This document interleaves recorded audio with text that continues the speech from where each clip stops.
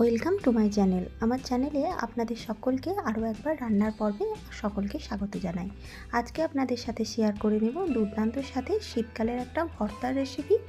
সাধারণত কড়াইশুঁটি খাওয়ার পর খোসার অংশটা আমরা ফেলেই দিই। আজকে সেই খোসাটা দিয়েই একটা দুর্দান্ত স্বাদের ভর্তার রেসিপি আপনাদের সাথে শেয়ার করে নেব।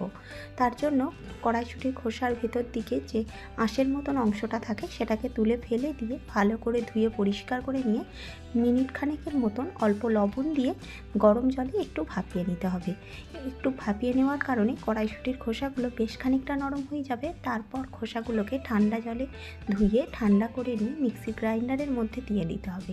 তার সঙ্গে দিলাম একটা কাঁচা লঙ্কা, অল্প একটু আদা, এক মুঠো মতন কড়াইশুঁটি আর অল্প জল দিয়ে একটা স্মুথ পেস্ট তৈরি করে নিতে হবে। রান্নাটা সর্ষের তেলে হবে। কড়াতে পর্যাপ্ত পরিমাণে সর্ষের তেল দিয়ে তাতে একটা শুকনো লঙ্কা ভেজে নিয়ে এক মুঠো মতন ডালের বড়িকেও এপিট ওপিট করে লালচে করে ভেজে নিয়ে তুলে রেখে দিয়ে কড়াতে দেব অল্প একটু কালো জিরে আর একটু গ্রেট করা রসুন আর কালো জিরে থেকে মিষ্টি গন্ধ বেরোতে শুরু করলে আগে থেকে যে কড়াইশুঁটির খোসাটা বেটে রেখেছি সেই অংশটা দিয়ে ভালো করে শুকনো শুকনো করে রান্না করতে হবে।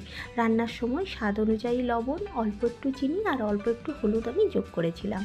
এবারে সমস্ত কিছু দিয়ে ভালো করে রান্না করতে করতে যখন অংশটা শুকনো শুকনো হয়ে আসবে সেই সময় ডালের বড়িগুলোকে আধ ভাঙা করে দিয়ে একসাথে মিশিয়ে নিয়ে শুকনো শুকনো করে রান্না করে নিলেই রেডি। গরম ভাতে এই ভর্তাটা খেতে দারুণ ভালো লাগে। আজকের রেসিপি আপনাদের কেমন লাগলো তা একটা ছোট্ট কমেন্ট করে আমায় জানাতে পারেন।